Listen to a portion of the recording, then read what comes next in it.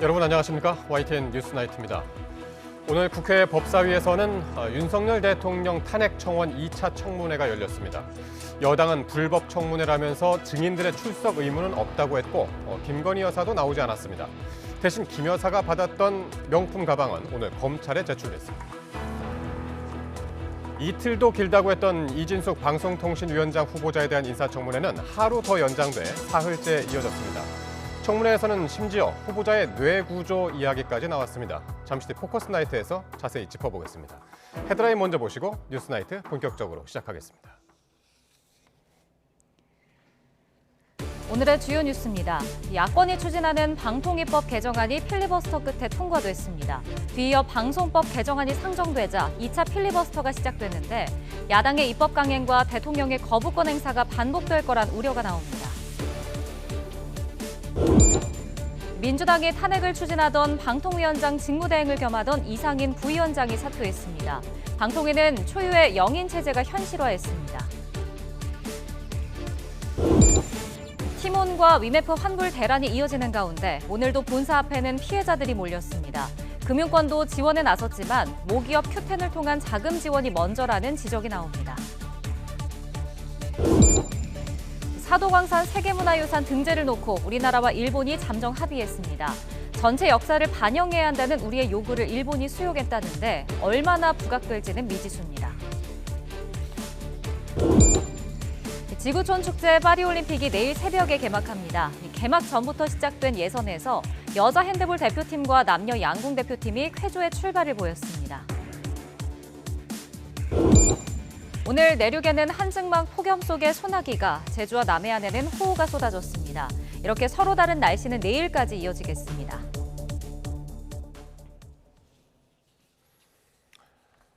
위메프에 이어서 티몬도 사무실을 찾아온 소비자들을 대상으로 환불 절차에 들어가면서 사후 갚은 인산인해를 이뤘습니다. 하지만 접수 자체도 어려운 데다 몇 시간을 기다려서 접수했더라도 실제로 환불이 되는 건지는 알 수가 없어서 답답함이 커지고 있습니다.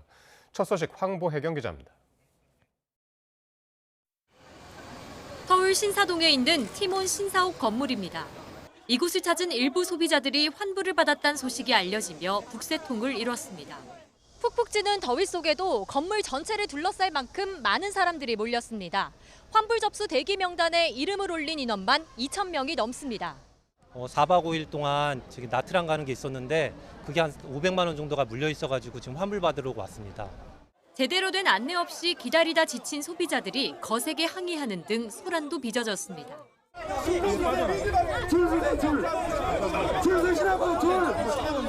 밤을 새워 기다린 끝에 겨우 접수를 마쳤더라도 환불이 언제 이뤄질지는 여전히 미지수입니다. 15시간 넘었나요? 네, 그런 것 같아요. 30분 안에 주겠다.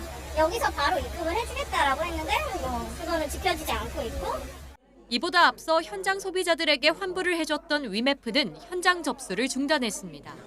이제 온라인을 통해 접수한다는 공지에 성난 소비자들이 사무실 앞에 몰려들기도 했습니다. 저는 이렇게 위메프가 무책임한 회사인지 너무 억울하고 분통이 터지더라고요. 일단은 받을 때까지 아니면 그 대표자가 나올 때까지는 있어보려고 합니다.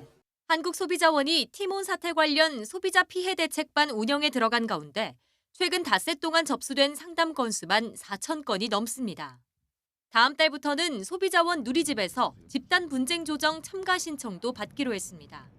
티몬 관계자는 현장 접수 건을 재무 담당 부서에 전달해 순차적으로 환불 처리할 예정이라면서 고객 피해를 최소화하고 유동성을 확보하기 위해 그룹사 차원에서 노력하고 있다고 설명했습니다. 하지만 기약 없는 환불 약속이 언제 지켜질지 모르는 데다 거래 규모가 큰 입점업체들의 대금 정산은 여전히 안개 속입니다. YTN 황보혜경입니다. 그런데 티몬의 경우 위메프와는 달리 대표가 아예 모습도 드러내지 않는 등 성의 없이 대처하고 있어서 피해자들의 분노가 더 큽니다. 뒷수습에 나선 공무원들조차 업무에 애를 먹고 있습니다. 계속해서 이승은 기자입니다. 목요일 낮 위메프는 대표가 직접 나와서 환불이 진행되고 있다는 소식에 티몬 앞에도 피해자들이 모였습니다. 하지만 문은 굳게 닫혔고 아무런 안내도 없습니다. 팀원 본사에서는 아예 다 문이 닫혀 있었고 아무런 직원들도 없었고 대응도 없었고. 애가 탄 피해자들은 정부 합동조사반이 온 인근 사무실에 몰려들었고 조사반은 피해자들에 둘러싸여서 조사는 물론 꼼짝도 못하는 상황이 됐습니다.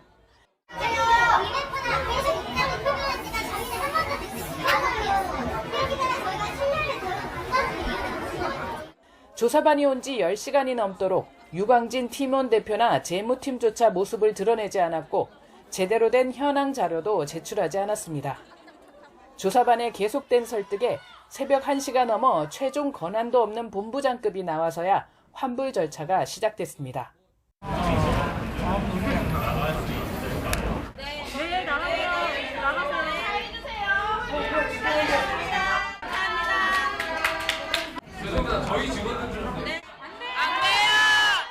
대표와 전화라도 하라는 피해자들의 요구에 본부장은 고개를 떨궜습니다. 그러니까 지금 여기에서 대표님이랑 통화를 한번 시도를 해보시라니까요. 지금 대표가 날랐다는 소문이 파다해요. 대표랑 연락되는지. 이런 것 때문에 정신이 없으셔서 사실은 완벽하게 좀 만들어야 되는 상황이라서 그거 지금 준비하고 계시고요. 지금 전화가 잘 되진 않습니다. 공정위는 조만간 추가 조사에 나서서 신속 대응을 압박할 예정입니다. 총책임자인 구영배 큐텐 대표의 공개 사과와 솔직한 현황 공개, 향후 방안 제시가 있어야 한다는 목소리가 높습니다. YTN 이승은입니다. 팀원 위메프의 미정산 사실이 알려지면서 두 회사에서 특히 많이 팔렸던 해피머니 상품권의 결제도 모두 막혔습니다. 알고 보니 해피머니 본사 역시 자본 잠식 상태로 지급 여력이 부족한 상황이라 소비자들의 속만 타들어가고 있습니다. 박기환 기자입니다. 30대 A씨는 지난달 가게에 보탬이 되기 위해 티몬에서 300만 원어치 해피머니 상품권을 샀습니다. 하지만 팀원 위메프 사태로 상품권 결제가 불가능해진 사실을 알고 연차까지 쓰며 본사를 찾아왔지만 문은 굳게 닫혀 있었습니다. 일부 분들이 환불을 받았다더라라는 얘기를 저도 이제 전화에 들었어요. 그래서 이제 오게 되면은 혹시라도 받을 수 있는 길이 있지 않을까라고 생각했어요. 일단은 기본적으로 할 수 있는 거는 다 해봐야죠. 해피머니 상품권은 팀원과 위메프에서 저렴하게 판매해온 대표 상품입니다. 상품권이 판매되면 팀원과 위메프에서 해피머니가 판매 대금을 받아 다시 사용처에 지급하는 형태인데 미정산 사태가 시작되며 팀원 위메프 판매 비중이 큰 해피머니 상품권을 받지 않기 시작한 겁니다. 오프라인 유통업체들은 물론 네이버와 카카오 등 온라인몰에서도 해피머니 상품권을 받지 않겠다는 공지가 줄줄이 나왔습니다. 여기에 해피머니 상품권이 많이 사용되는 주요 게임사에서도 문을 걸어 잠갔습니다. 실제 해피머니는 수년째 자본금보다 빚이 많은 완전 자본 잠식 상태. 게다가 지급보증보험도 가입하고 있지 않은 상태여서 사용처에선 결제 대금을 받기 어렵다고 판단한 것으로 보입니다. 이 때문에 중고거래 업체에선 사실상 사용할 수 없는 해피머니 상품권 거래도 예방 차원에서 주의 문구를 추가했습니다. 해피머니 측은 공지를 통해 팀원과 IMF의 미정산 금액이 있다는 사실을 인정하고 온라인 환불 절차를 진행하고 있다고 밝혔지만 당장 환불이 이뤄지고 있는 건 소수에 머물고 있습니다. 해피머니 상품권 등 관련 업계로 팀원 위메프 사태 피해가 확산하는 가운데 뚜렷한 피해 복구 방안도 나오지 않아서 구매자들의 속만 타들어가고 있습니다. YTN 박기환입니다. 중소벤처기업부는 팀원 사태로 피해를 본 소상공인에 대해서 긴급 경영 안정 자금을 지급하는 방안을 살피고 있습니다. 중기부는 일시적으로 경영 애로를 겪는 경우 긴급 경영 안정 자금 대상이 될 수 있다며 여러 사항을 검토할 것이라고 밝혔습니다. 다만 전체 피해 규모 등이 파악된 후에 지급 여부가 결정될 것으로 보입니다. 긴급 경영 안정 자금은 소상공인이 재해 피해를 보거나 지역 경제 위기, 감염병 등으로 영업에 차질이 생길 경우 저금리로 자금을 빌려주는 정책입니다. 카드 업계가 티몬과 위메프 정산 지연 사태와 관련해 결제 승인 취소를 지원하기로 했습니다. 여신금융협회는 오늘 법령과 약관이 허용하는 범위 안에서 민원을 신속하게 처리해 소비자 피해와 불편을 최소화하겠다고 밝혔습니다. 앞서 금융감독원은 어제 카드사를 소집해 적극적인 환불 처리를 요청했습니다.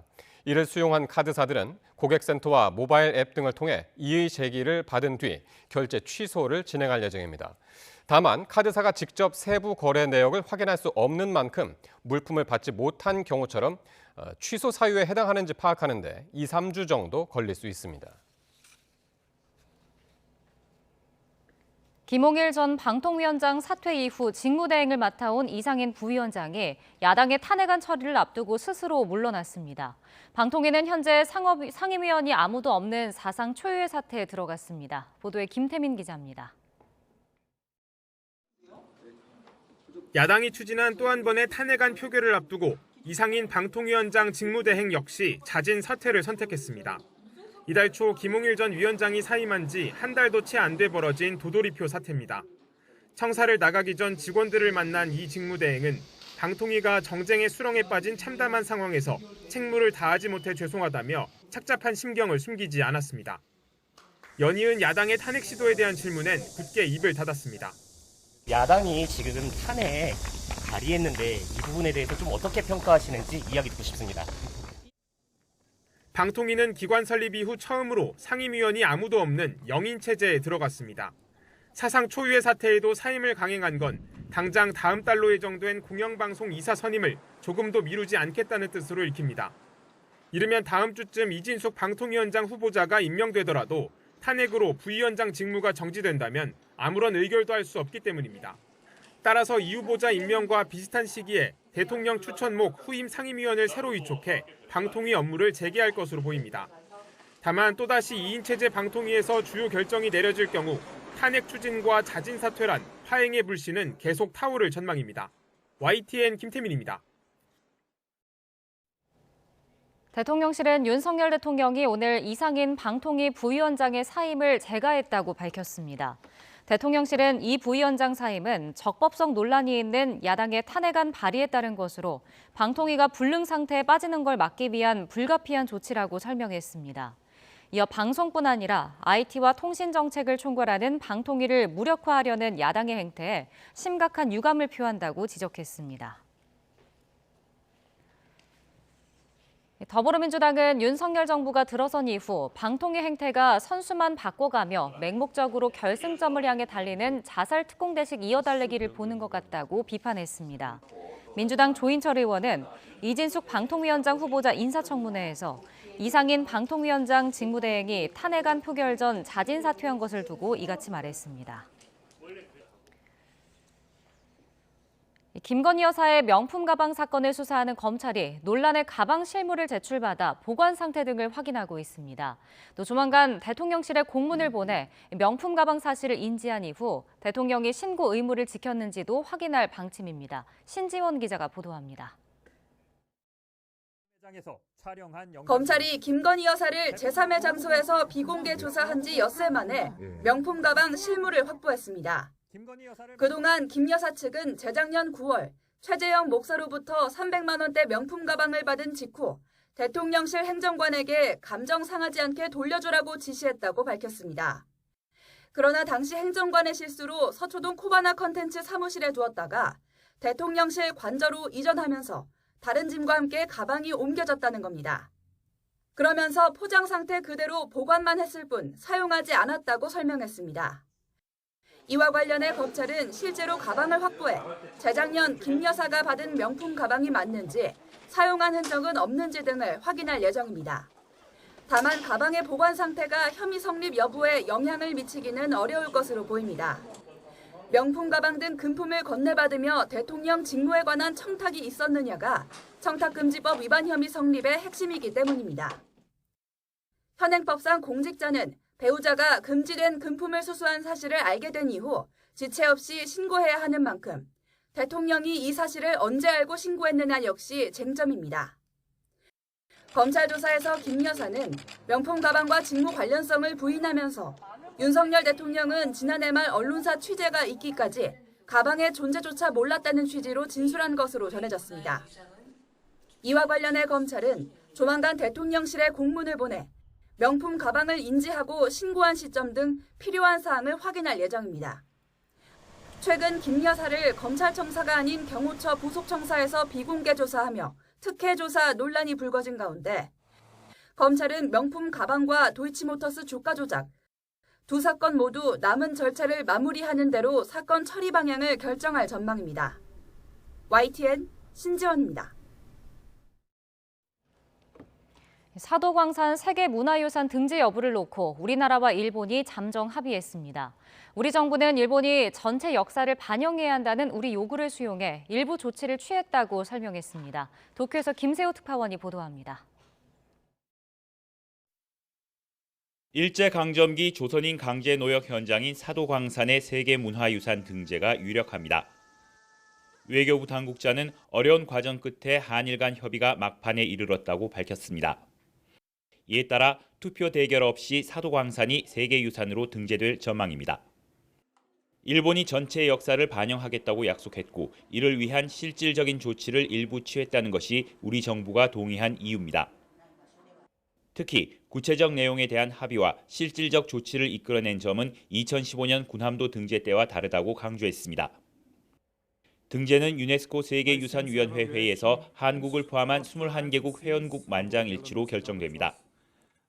반대하는 나라가 있으면 투표로 결정하는데 관계 악화를 피하기 위한 한일 양국 간 공감대가 작용한 것으로 보입니다.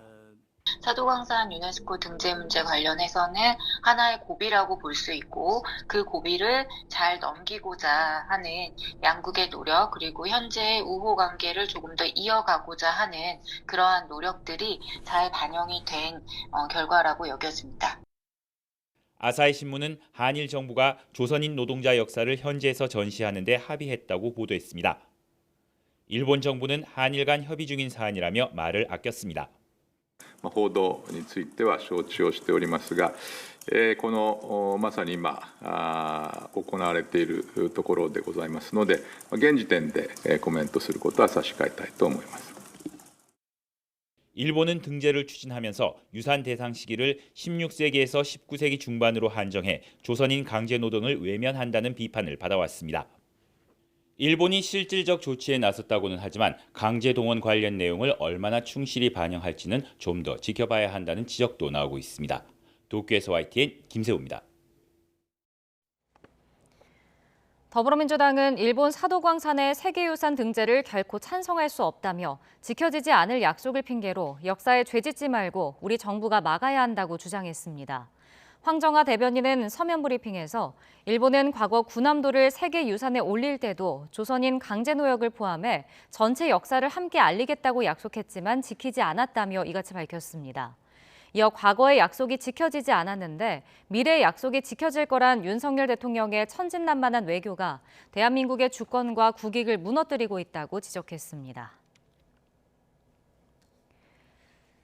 구독자 1,000만이 넘는 유튜버 찌양을 협박해 돈을 뜯어낸 혐의를 받는 유튜버 구제혁이 구속됐습니다. 법원은 피해자에 대한 2차 가해 우려가 있다며 영장을 발부했습니다. 강민경 기자가 보도합니다.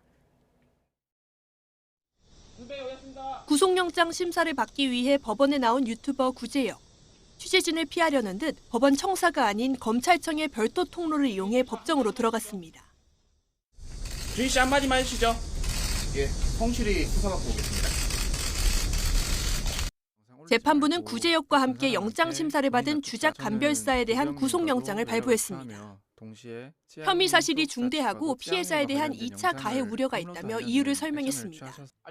구제혁과 주작 감별사는 지난해 2월 유튜버 찌양으로부터 5,500만 원을 갈취한 혐의를 받고 있습니다. 구제혁은 찌양과 전 남자친구 사이의 일을 빌미로 찌양을 협박하고 강요한 혐의도 받습니다. 앞서 찌양은 유튜브 방송을 통해 전 남자친구의 지속적인 폭행과 협박에 시달렸다고 밝혔습니다. 또 사생활 폭로를 빌미로 자신을 교묘하게 협박해 원치 않는 계약을 맺고 돈을 건네게 됐다며 구제혁 등을 고소했습니다. 이제 답장을 달라고 하면서 이제 무기한으로 기다릴 수 없다. 좀 원치 않는 계약서를 쓰고 5,500만 원도 드리고. 반면 구제혁은 정당한 계약에 따라 돈을 받았다는 입장입니다. 곤혹을 겪고 있다면서 해당 이슈를 잠재워달라는 부탁을 한 것이었어요. 소속사의 제안을 받아들였고. 검찰은 구제혁 등의 신병을 확보한 만큼 돈을 받는 과정에서 강요와 협박 등의 정황은 없었는지 강도 높은 수사를 이어갈 걸로 보입니다. YTN 강민경입니다.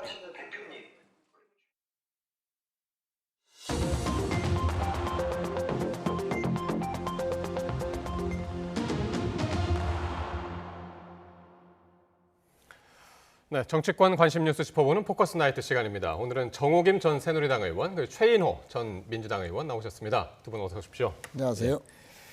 최 의원님은 처음이시죠? 저희 나이트 시간에. 예. 오늘 좋은 말씀 많이 듣겠습니다. 잘 부탁드립니다.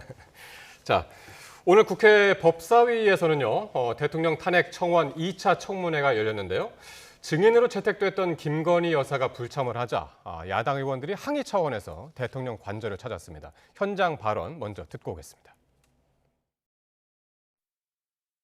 증인 김건희 씨가 반드시 국민 앞에 와서 명품백을 왜 받았는지, 화장품과 향수와 술은 어떻게 했는지, 500만 원이 넘는 그 선물을 왜 받았는지 국민 앞에 밝혀야 되는데 지금 저 한남동 관저에 틀어박혀서 꼼짝하지도 않고 있습니다. 이 폭우 속에서 다시 한번 증인 김건희에게 외칩니다.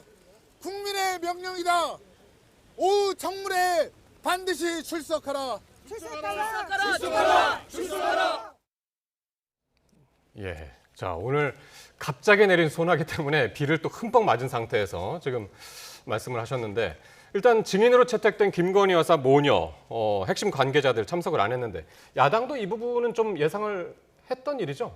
예, 뭐 여당에서 불법적인 청문회다 이렇게 규정을 했기 때문에 저희들도 뭐 참석은 안 하리라 이렇게 봤습니다만 상당히 아쉽죠. 여당에서는 뭐 도이치 주가 조작과 관련해서는 지금 재판 중이라서 대상이 될 수 없다라고 하지만 뭐 추가로 여러 가지 또 의혹들이 제기되고 있고 또 이틀 전에는 뭐 일간지에서 뭐 삼보토건과 작년 우크라이나 방문 전후해서 주가 폭등이 있었는데 도이치 모터스의 주가 조작과 비슷한 그런 케이스 아니냐 이런 의혹까지도 제기되는 마당에서 최소한 김 여사가 안 오더라도 대통령실에 책임 있는 인사는 나와서 김 여사는 그런 의혹들에 대해서 사실이 아니다라고 당당하게 이야기를 하는 그런 정정당당한 자세가 필요했지 않느냐 하는 그런 측면에서 김 여사와 대통령실에서 아무도 안 나왔다는 것은 좀 청문회 자체를 무시하고 또 국민들의 140만이 넘는 그런 청문회에 대한 최소한의 예의가 아니다. 저는 그렇게 보고 있습니다. 일단 뭐 오늘 2차 청문회에서 채택이 된 증인이 24명이었는데 6명만 참석을 했고 주로 이제 최재형 목사를 대상으로 이제 신문이 이루어졌었는데 일단 여당 입장에서는 이게 불법 청문회다. 그래서 이제 증인 출석도 의무가 없다. 그런 입장인 걸로 알고 있습니다. 네, 사실 전대미문이죠. 탄핵 청원에 대한 청문회라는 거를 열겠다는 자체에 여당이 호응하기는 쉽지 않죠. 그런데다가 탄핵이라는 말을 저렇게 이제 자꾸 이렇게 그 주권자인 국민들에게 익숙하게 함으로써 사실 굉장히 심각한 문제인데 보통 명사화하겠다는 의도가 엿보입니다. 그러면서 오늘 또 대통령실까지 찾아서 저런 주장을 하는 거는 정권이 문제가 많다라는 그러한 그 부분을 부각시키는 것인데요. 사실 명품백을 받은 건 잘못된 일입니다. 그런데 명품백 하나로 저런 빌미를 줬다라는 것이 그리고 또 그 빌미를 활용해가지고 탄핵으로까지 비화시키면서 정치적 공방을 증폭시키는 그 야당의 태도를 볼 때 그 정치적 동기와 의도가 무엇인지를 알 수가 있고요. 민주당 같은 경우는 지금 최상병 문제와 여사 문제를 쌍끌이로 해가지고 어떤 식으로든 정권을 뒤흔들어서 이재명 대표의 방탄과 함께 이 정권에 있어서도 조기 종식이 가능하다면은 그것까지도 추진해 보겠다라는 생각이 있는 것이 아닌가라고 해석이 되고요. 바로 이런 부분을 지금 아마 권력 내지는 대통령실에서도 의식하고 있는 것이 아닌가. 그렇기 때문에 여사가 간접적으로 비공개적으로 제3의 장소에서 검찰의 조사를 받았던 것이 아닌가 그런 생각도 듭니다. 그 얘기 한번 해보겠습니다. 김건희 여사 이제 지난 주말에 토요일 날 낮 1시 반이었나요? 그때 갔다가 이제 새벽 시간까지 한 12시간 정도 조사를 받았는데 바로 그 지난 주말 그 자리에서 사과의 뜻을 전했다고 알려졌는데 이를 두고 논란이 일고 있습니다. 우선 김 여사 측 변호인의 이야기를 먼저 듣고 오겠습니다. 저희는 정말 수사에 협조를 하고 그다음에 처벌 규정도 없는 사건에서 영부인이 직접 대면 조사까지 받았는데 특혜라고 하는 거는 좀 저는 도저히 저 입장에서는 납득할 수 없습니다. 검사님들에게도 이런 자리에서 뵙게 돼서 송구스럽다. 그다음에 심려를 끼쳐드려서 국민들에게 죄송하다라고 말씀을 드리고 성실히 조사에 임했습니다. 일단 지금 화면으로만 딱 봐도 지금 최 변호사는 준비해온 걸 읽으면서 이제 김 여사가 그때 이런 이야기를 했었다.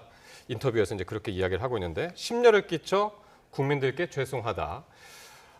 김 여사가 사과 의사를 전한 거는 이제 지난해 11월 명품 가방 수수 논란이 불거진 지 이제 7개월 만인데 이게 대리 사과다, 비공개 사과다 이 부분이 논란이에요. 이게 대국민 사과 맞냐? 이제 그런 이야기거든요.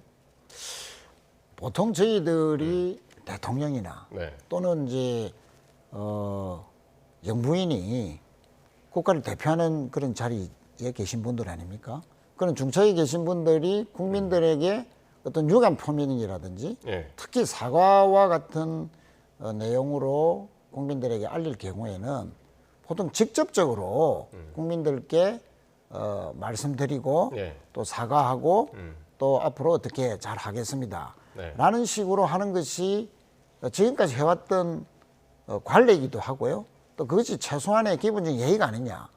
사과를 하는데 그런데 검찰 조사에 앞서서 검사에게 밝혔다. 또 그런 사실을 법률 대리인이 변호사가 그것도 유튜브에 나와서 밝혔다. 이 내용과 형식과 절차 이런 모든 것들이 과연 대국민 사과가 맞느냐 하는 그런 측면에서 이거는 정말 국민들에 대한 최소한의 예의도 지키지 않는 그런 자세다라고 보고요. 그런 의미에서 국민의힘에서조차도 이거는 전혀 국민 눈높이에 맞지 않는 일이다.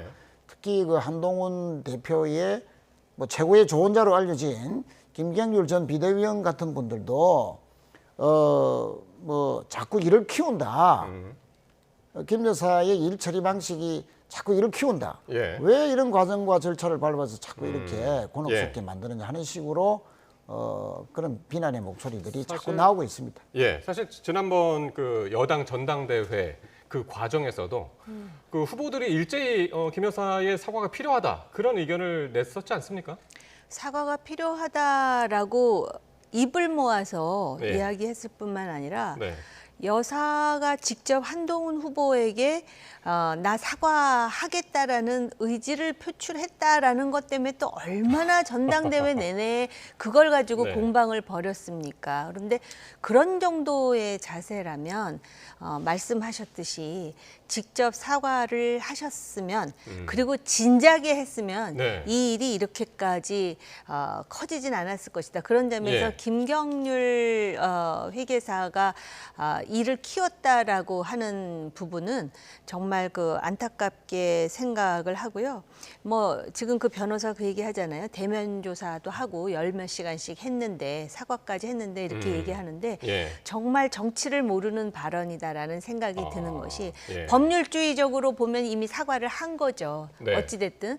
그러나 이것이 유권자들인 국민의 어떤 그 심기를 상당히 자극하는 측면이 있습니다.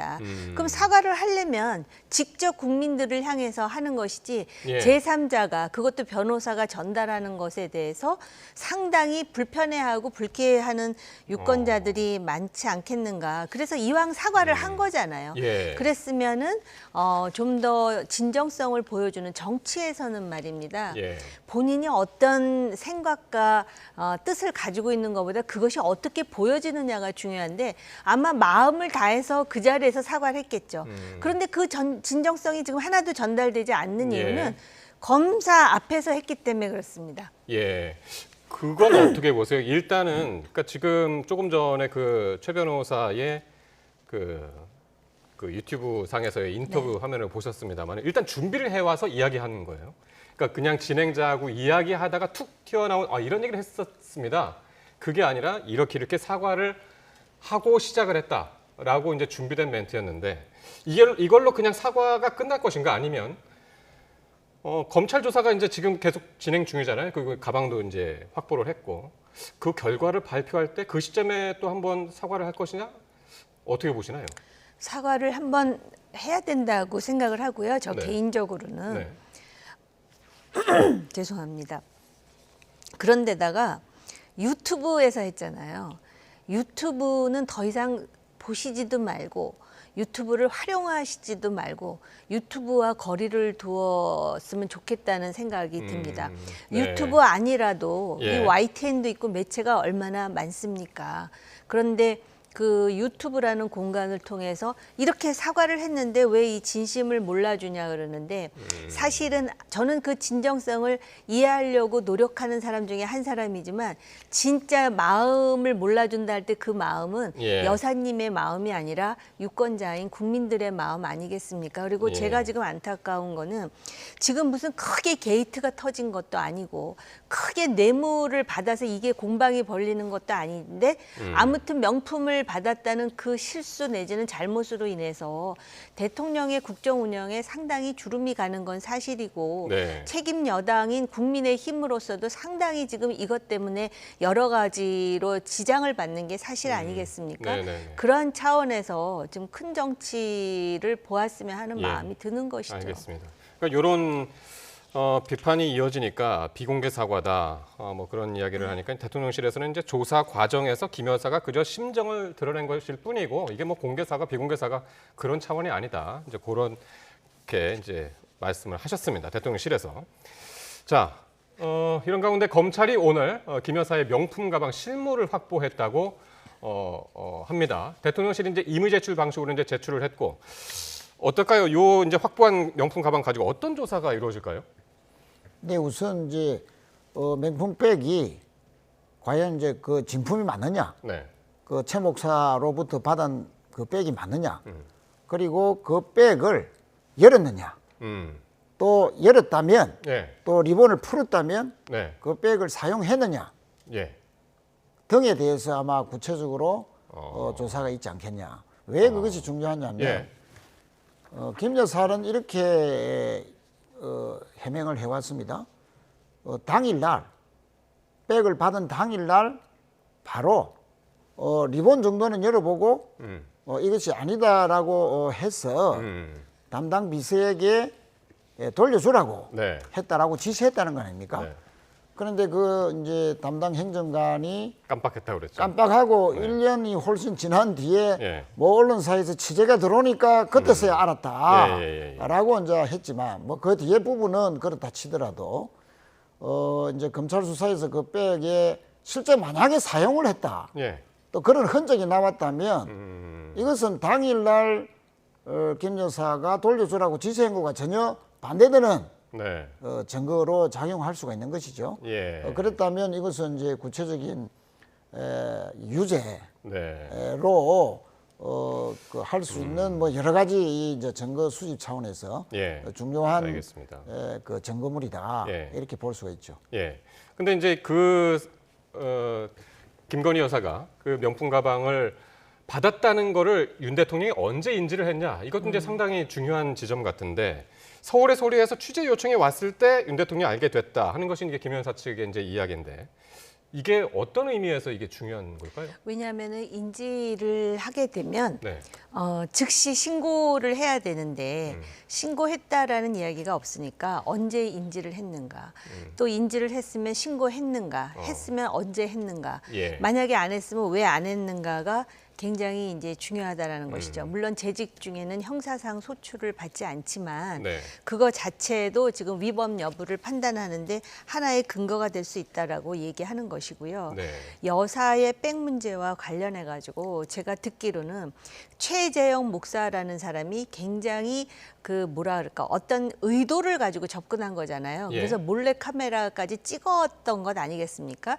그래서 제가 듣기로는 예. 물론 제가 직접 들은 건 아니지만 그 여사가 그거를 사용하는 걸 포착하기 위해서 굉장히 많이 그 여사의 활동에 대해서 관심을 기울였었는데 한 번도 들고 아하. 나오질 않았었다라는 이야기가 나왔습니다. 아. 그렇기 그렇기 때문에 제가 볼 때는 아마 뭐 시리얼 넘버 같은 거는 이미 최재형 목사가 그런 의지와 의도를 가지고 접근을 했기 때문에 갖고 있겠죠. 근데 그 번호가 다를 리는 없고요. 예. 명품이라는 것이 뭐 그렇게 한 번, 두 번에 그렇게 뭐 완전히 중고품이 되는 건 아니니까 아무튼 간에 왜 이렇게 늦어졌느냐, 그리고 비서가 깜빡한 이유에 대해서 물론 그 깜빡이라는 말은 누가 들어도 그렇게 이해하기가 쉬운 얘기는 아니지 않겠습니까?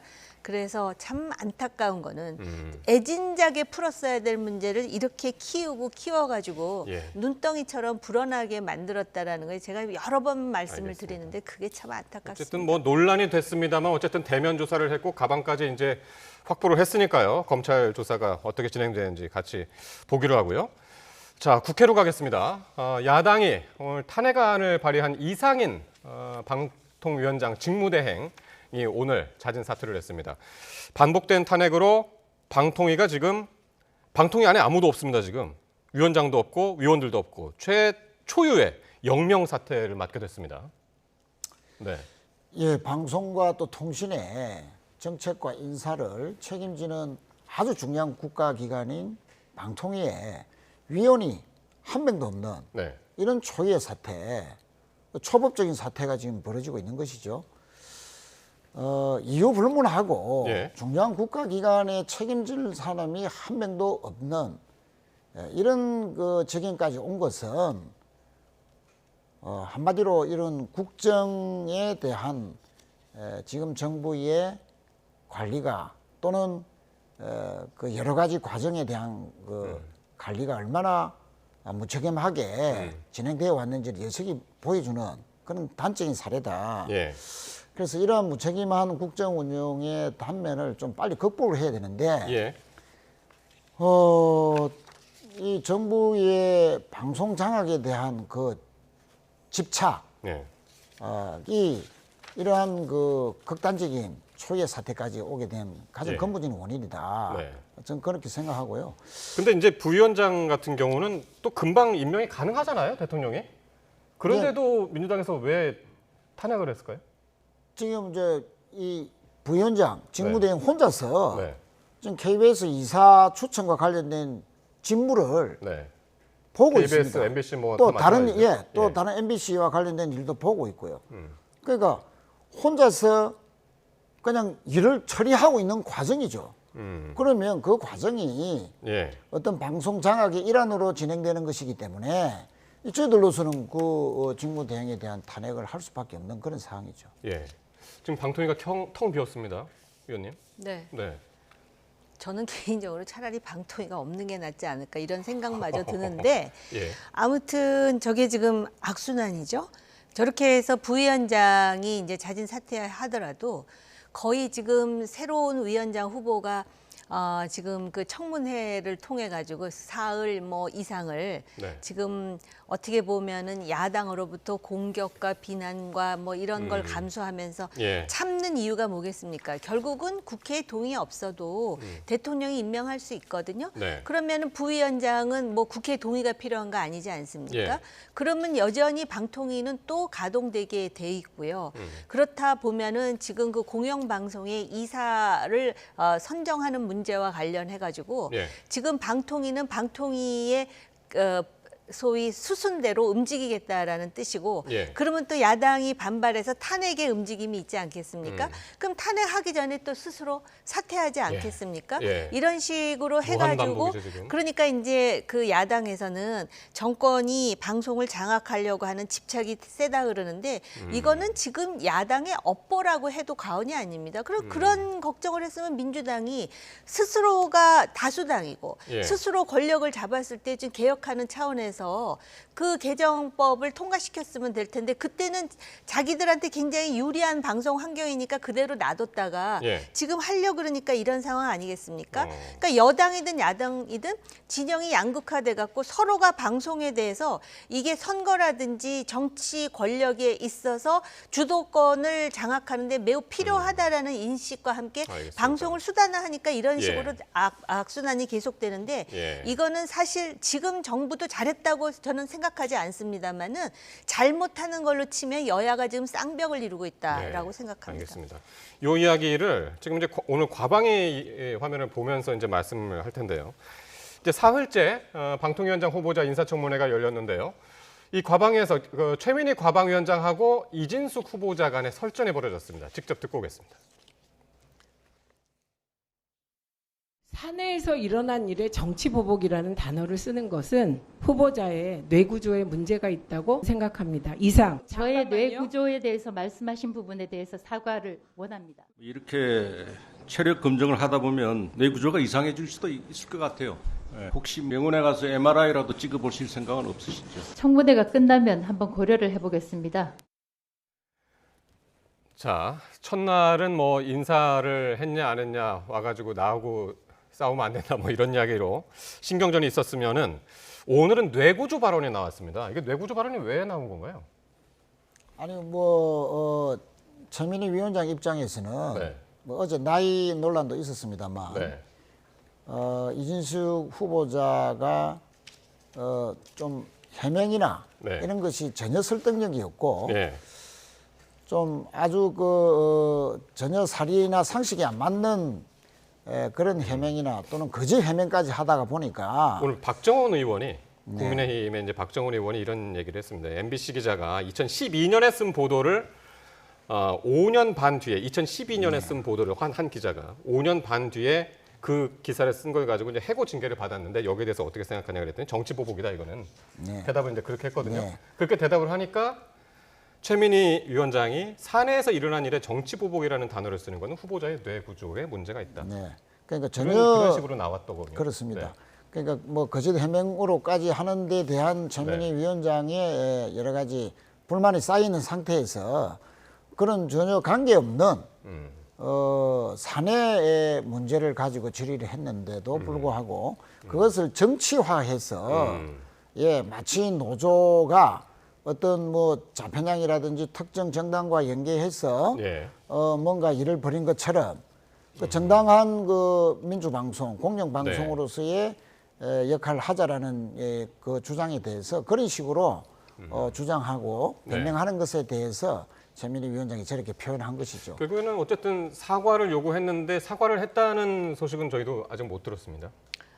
지금 시장판에서 범부들이 싸워도 저 정도는 아닐 거라는 생각마저 들 정도로 위원장이 그 사흘씩이나 하는 과정에서 보면은 본인 스스로도 평정심을 잃고 굉장히 흥분하는 경우도 있고 또 방통위원장 후보로 나온 이진숙 전 대전 MBC 사장의 경우에도 사실은 그 방통위원장은 상당히 객관적이고 정말 그 표현은 뭐하지만 기계적 중립의 어떤 그런 기록, 레코드라도 있어야 되는데 의식 구조에 있어서 아마 야당이 볼 때는 문제가 있다라고 판단을 하는 것 같습니다. 그래서 처음부터 굉장히 신경전이라든지 또는 그 지금 또 이제 법카 문제까지 나올 정도로 그래서 뭐 새벽에 4,000원을 썼느니 해가면서 얘기가 나오던데요. 지금 그 사내에서 일어났던 문제라 하더라도 과연 그것이 단순히 사내 문제로 치부될 수 있는 것인가? 왜 대한민국의 방송 환경은 어떻게 그 권력이 바뀌면 그 다음에 사장이 바뀌고 사장만 바뀌는 게 아니라 그 밑에 임원들 바뀌고 심지어는 그 기자들이 어떤 부서에서 하다가 갑자기 한직으로 나가는 거 하면은 평론가들도 교체가 되고 이런 일들이 있지 않았습니까? 솔직히 이게 지금 현실이라면 그 정권마다 그리고 서로가 손가락질을 하는데 과연 서로가 손가락질을 할 자격이 서로가 있는가? 마치도 거울을 보고 자기 자신한테 하듯이 지금 이런 환경에서 그런 가장 중립적이고 대한민국의 방송을 다른 분야처럼 좀 선진화시키고 레벨업 시킬 수 있는 방법이 무엇인지를 고민하는 게 아니라 각자 자기네 자기네 진영에서 서로 자기의 정치적 이해를 위해서 싸우니까 예. 저런 그림밖에는 안 나오는 것이죠. 그러다 보니까 정말 양비론 같은 얘기밖에 할 수밖에 없는데 실제로 지금 저 사람들이 민주당은 마치 또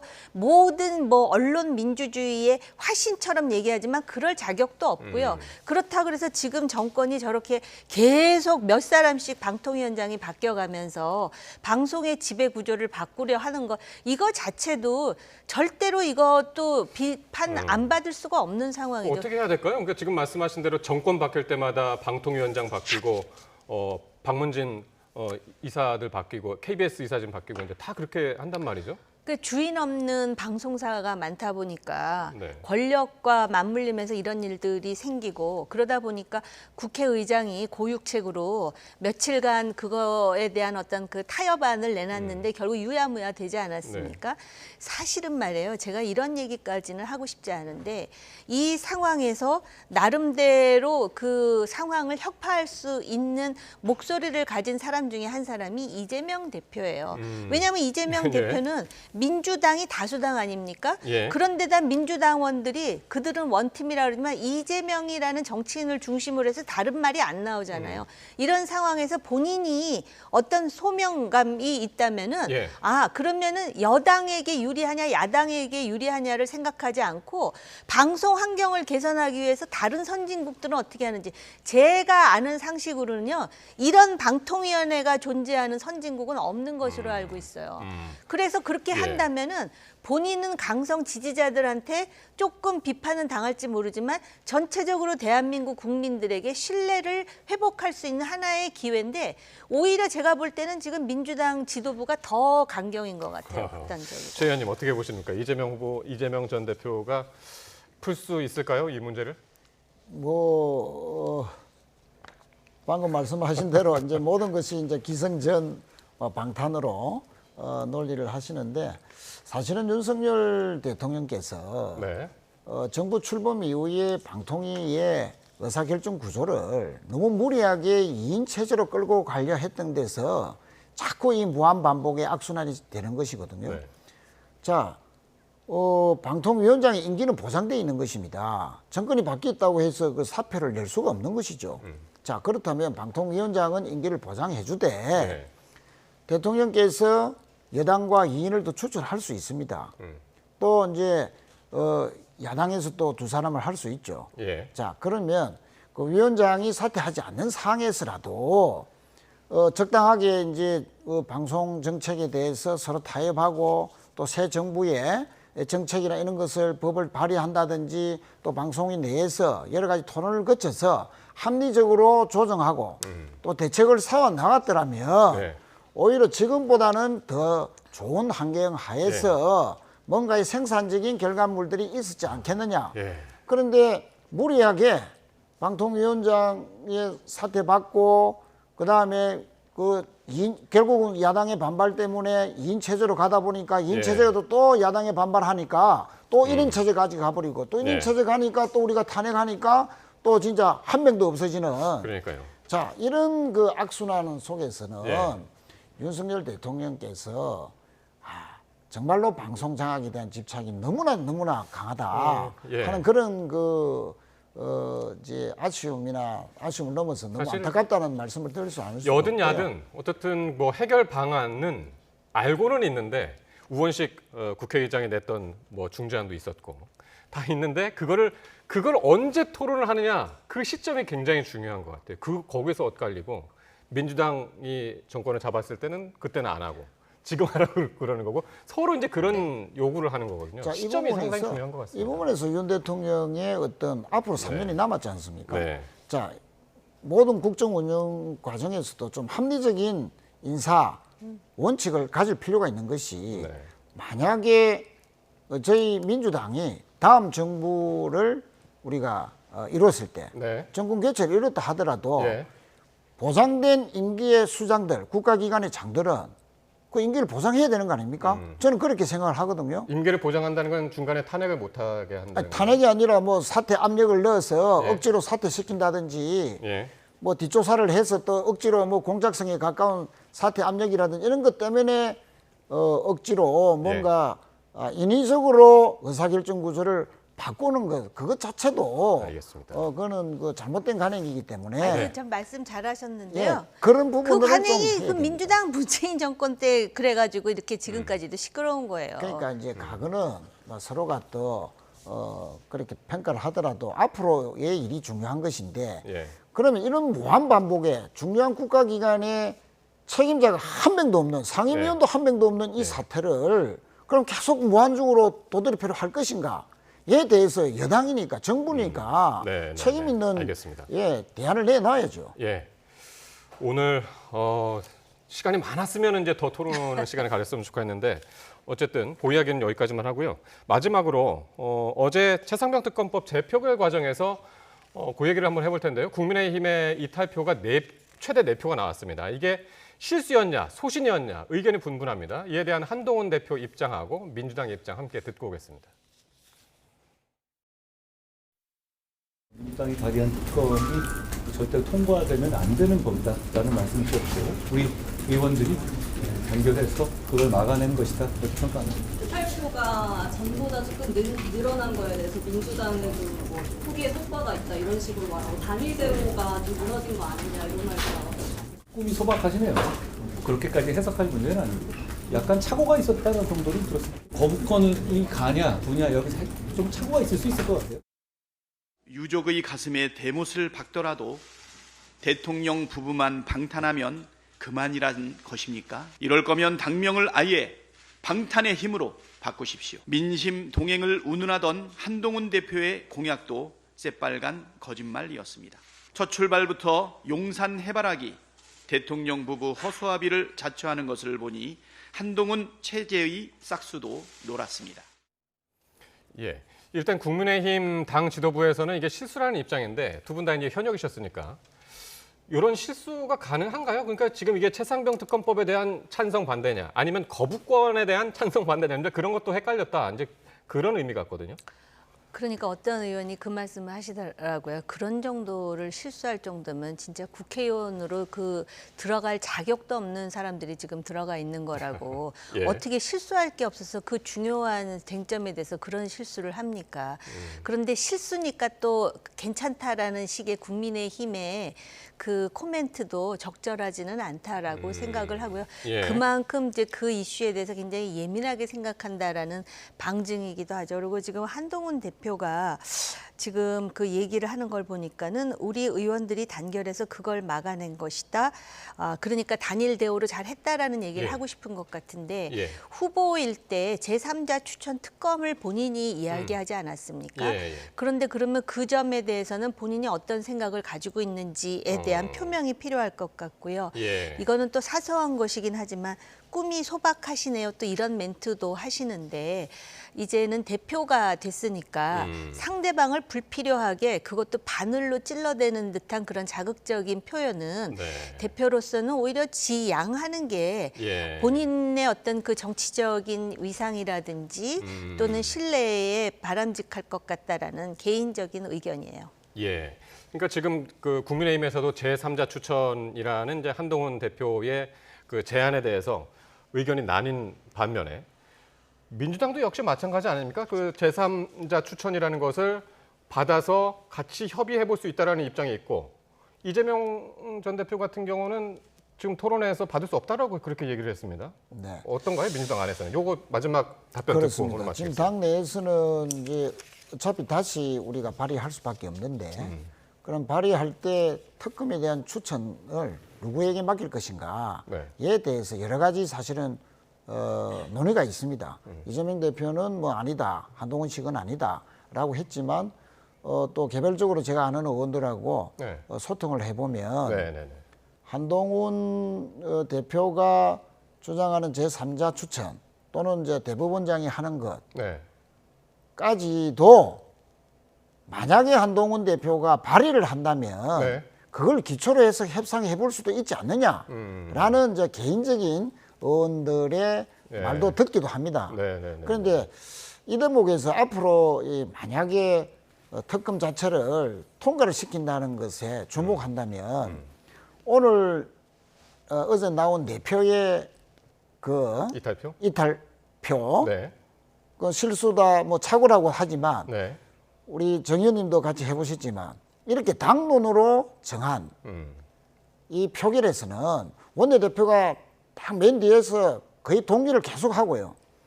수석 부대표는 또 전 그 당의 의원들을 좌석을 다 한 바퀴 돌고요. 네. 또 각 상임위에 간사 보고 또 지침을 내립니다. 문자를 보내든지 또 확인하고 무기명임에도 예, 불구하고. 부결해라 하는데 그것을 실수가 있을 수 숫자를 없다. 잘못 적었다. 예. 또는 이제 뭐 착오가 있었던 것 같다. 네. 이런 식의 부분은 전혀 설득력 있는 해명이 아니고 네. 저는 이 내표가 뭐 어느 보도에서도 좀 분석이 나갔습니다만 한동훈 계열에 있는 의원들이 좀 맛보기를 보인 거 아니냐. 일부라도 찬성할 수 있는 걸 해서 특검의 통과에 대한 뭐 분위기 조성령 아니냐라는 분석도 있긴 합니다만 어쨌든 저는 앞으로 이 특검 통과가 실질적으로 이루어져야만이 진상규명에 갈 수 있다. 그런 측면에서 저희 당도 좀 유연하게 제3자 추천안도 또는 배념안도 좀 검토를 해보면서 또 한동훈 대표도 정말로 특검을 해서 털고 가겠다는 생각이 있으면 야당과 협상할 수 있는 카드 또는 발의라도 하는 것이 진정성을 확인할 수 있는 길이다 이렇게 생각합니다. 오늘 최인호 의원님 처음 모셨는데 더 말씀을 좀 들었으면 좋겠는데 시간이 좀 다 돼서 여기서 마치도록 하겠습니다. 정호김 전 의원, 최인호 전 의원과 말씀 나눴습니다. 두 분 고맙습니다. 감사합니다.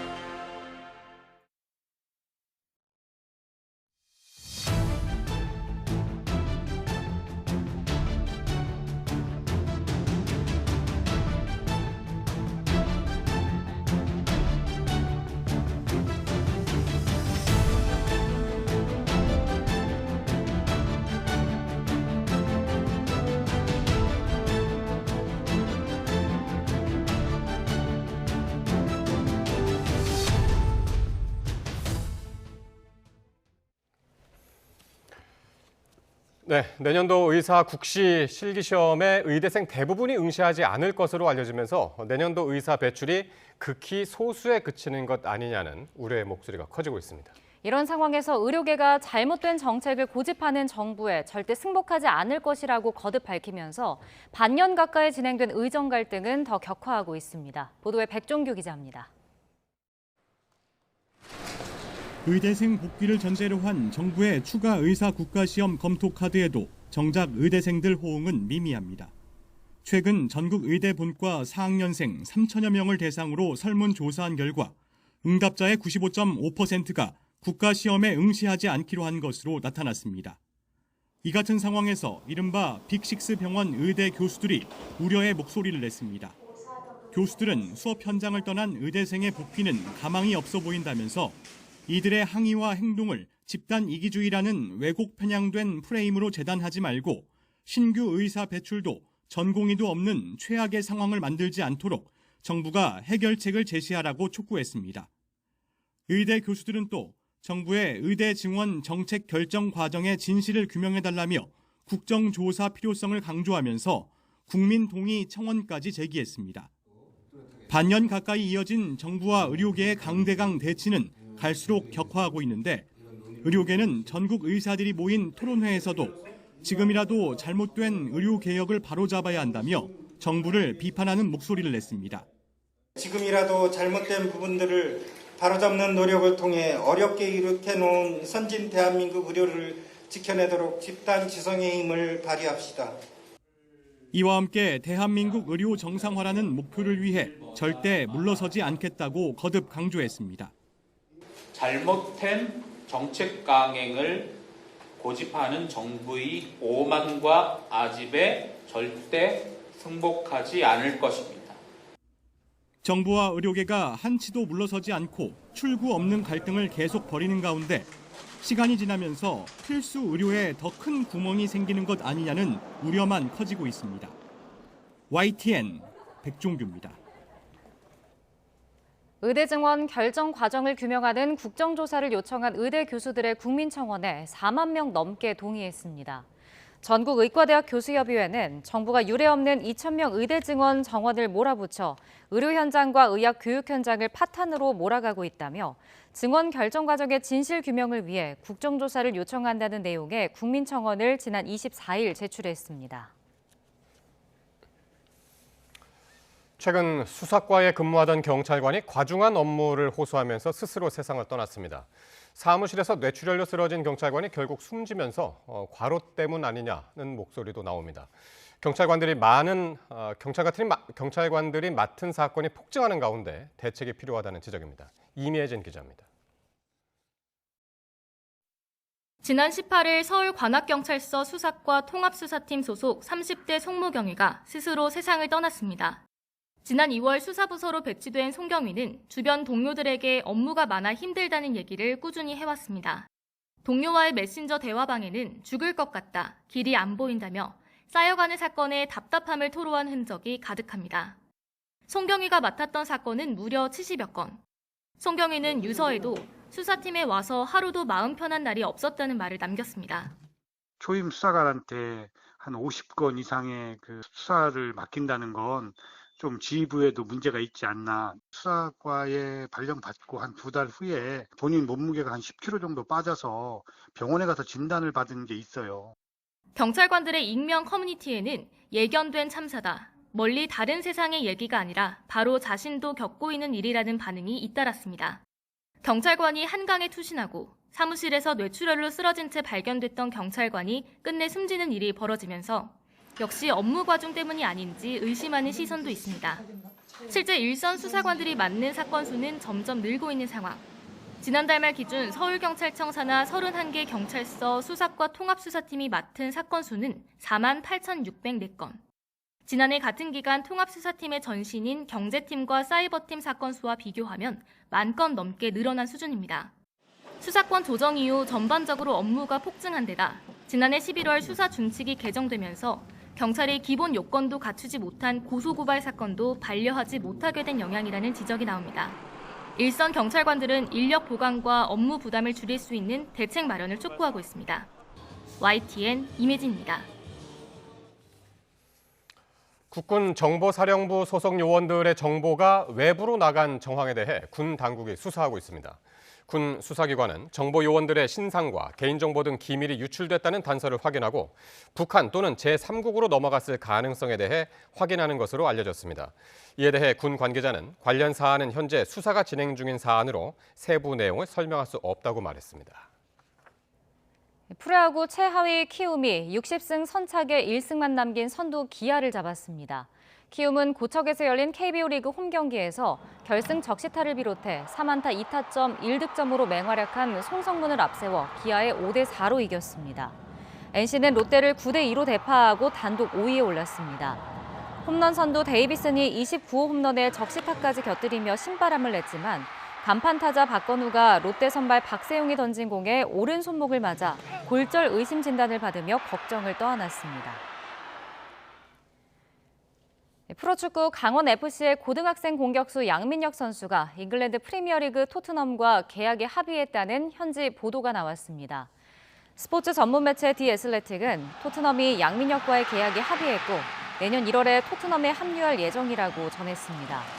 유럽 축구 이적 시장 전문가 로마노 기자도 SNS를 통해 양민혁과 토트넘의 협상이 마무리돼 메디컬 테스트 예정이라고 밝혔습니다. 프로축구 강원의 양민혁, 토트넘 이적설에도 흔들림 없이 매서운 공격 본능을 뽐내면서 팀의 선두 탈환에 앞장섰습니다. 양민혁은 전북과의 K리그 홈 경기에서 전반 32분 시원한 오른발 슈팅으로 2경기 연속골이자 시즌 8호 득점을 기록했고 후반 9분에는 김경민의 추가골을 도왔습니다. 한 골 1개 도움을 기록한 양민혁의 활약 속에 강원은 전북을 4대2로 꺾고 2연승 K리그 선두를 차지했습니다. 제주는 후반 46분에 터진 홍준호의 극적인 결승 득점으로 울산을 1대0으로 꺾고 안방 4연승을 달렸습니다. 프로축구 FC서울의 한승규 선수가 불법 도박 혐의로 수사받는 것이 드러나 구단과 계약이 해지됐습니다. 한승규는 지난 2021년 인터넷 도박을 하고 사설 스포츠 토토에 베팅하는 등 4억 원 상당을 불법 도박에 쓴 혐의로 지난달 검찰에 송치됐습니다. FC서울은 구단 SNS를 통해 선수단 품위를 심각하게 손상하는 불미스러운 일에 연루된 것에 엄중한 책임을 묻는다면서 한승규와 계약을 해지한다고 밝혔습니다. 프로축구 연맹도 상벌위원회 회부에 앞서 60일간 K리그 출장을 금지하는 활동 정지를 조치했습니다.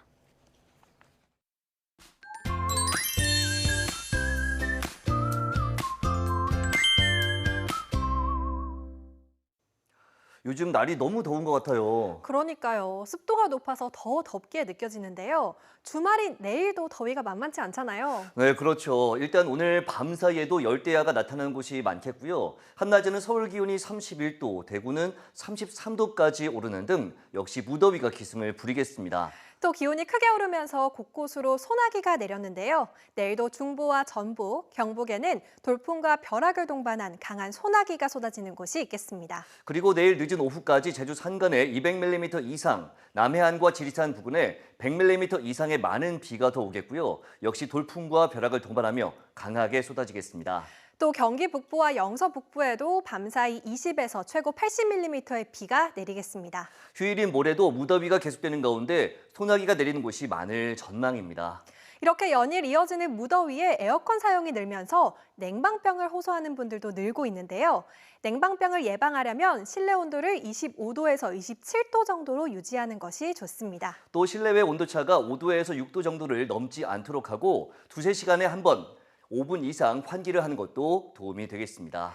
네, 마지막으로 에어컨의 찬바람이 몸에 직접 닿지 않도록 하는 것이 좋습니다. 따라서 외출하실 때 긴 옷을 챙기시면 냉방병을 예방하는 데 도움이 되겠습니다. 날씨 캔버스의 김수연, 이혜민이었습니다.